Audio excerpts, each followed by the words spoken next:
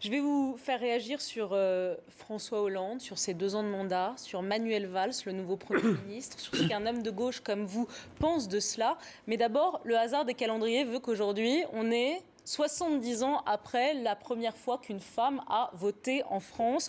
On fête aujourd'hui les 70 ans du droit de vote des femmes. Bon, évidemment, l'égalité homme-femme, c'est pas encore ça. Est-ce que c'est aussi un de vos combats, l'égalité homme-femme, Tariq Ramadan ? Oui, nous en parlons dans le Vous en parlez livre dans le livre. et moi, ça fait 30 ans que je dis plusieurs choses. D'abord, dans mon univers de référence, l'islam.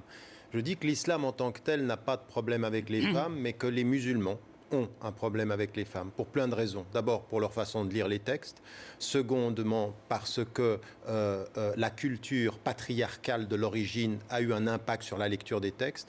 Et ce que je dis aux femmes et aux hommes, d'abord, je dis que ce combat-là, ce n'est pas les femmes contre les hommes. C'est les hommes et les femmes ensemble.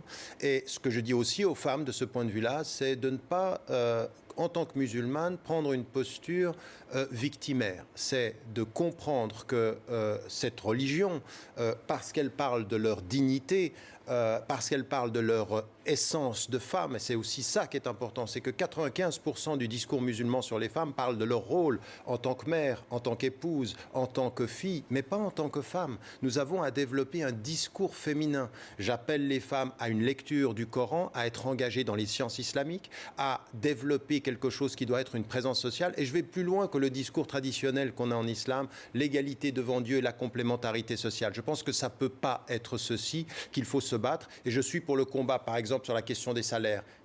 Compétences égales, salaire égal, engagement égal dans la société. C'est-à-dire que vous appelez les femmes musulmanes aujourd'hui à s'émanciper du texte ? Non. Mon problème, il n'est pas dans le texte. Mon problème, c'est la lecture du texte. À s'émanciper de la lecture masculine et de la culture patriarcale des origines pour redécouvrir dans le texte des horizons qui permettent un développement qui reconnaît leur identité et leur autonomie. Ce qui fait aussi que vous le dites, et c'est vrai que je l'ai découvert dans le texte, Tariq Ramadan, vous n'êtes pas contre l'avortement.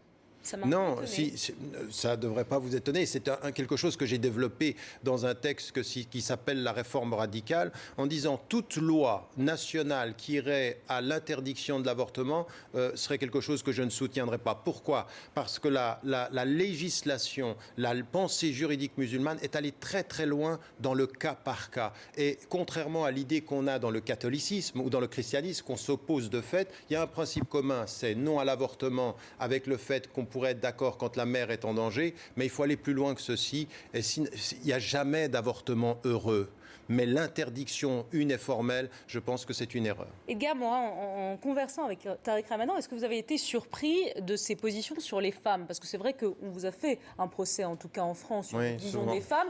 Le fameux double discours de Tariq Ramadan, entre ce qu'il dit à la télévision française et ce qu'il dit en arabe aux femmes musulmanes. Est-ce que vous avez été surpris de ce qu'il a dit sur les femmes ? De ce qu'a dit Tariq Ramadan ?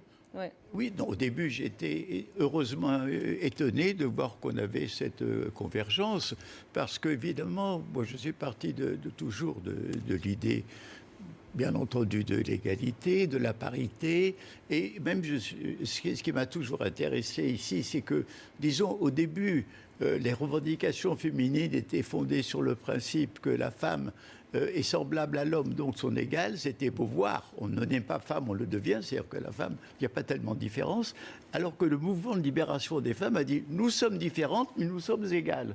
Et je crois que la femme est à la fois semblable et différente à l'homme.